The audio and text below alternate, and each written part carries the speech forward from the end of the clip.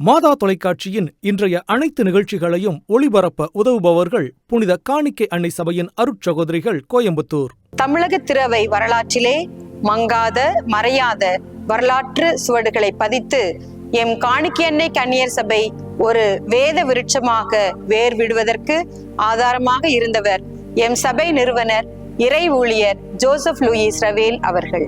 இவர் வளமையும் செழுமையும் நிறைந்த பிரான்ஸ் நாட்டின் ஆல்ஸ் மலைத்தொடரின் வலர்ன் என்னும் குக்கிராமத்தில் நிலக்கிழாராகவும் விவசாய தொழிலில் சிறந்தவராகவும் திகழ்ந்த திருவாளர் பியர் ஜோசப் ரவேல் மற்றும் திருமதி பிரான்சுவாஸ் அர்மண்ட் தம்பதியரின் முதல் முத்தாக 24/8/1824 ஆண்டு பிறந்தார்.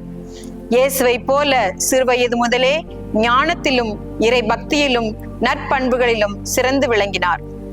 பூக்களை நேசிக்கும் வயதில் இறைவனை நேசித்து அவரின் அழைப்பை இதயத்தில் உணர்ந்து அவருக்காக தன் வாழ்வை அர்ப்பணிக்க பாரிஸ் அந்நிய வேத போதக சபையில் சேர்ந்து 1848 ஆண்டு ஜூலை திங்கள் 11ஆம் நாள் குருவாக திருநிலைப்படுத்தப்பட்டு மறைபரப்பு பணியாளர் வாழ்விற்கு தன்னை ஆயத்தமாக்கினார்.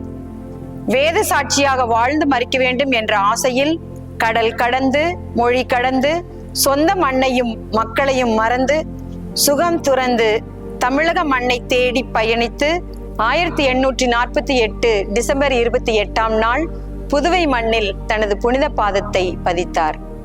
புனித காணிக்கை அன்னை சபையின் நிறுவனர் இறை ஊழியர் ஜோசப் லூயிஸ் ரவேல் அவர்களின் நினைவு நாளில் அச்சபையின் அருட்சகோதரிகளின் பணி சிறக்க வாழ்த்துக்களையும் ஜெபங்களையும் தெரிவித்துக் கொள்வோம்.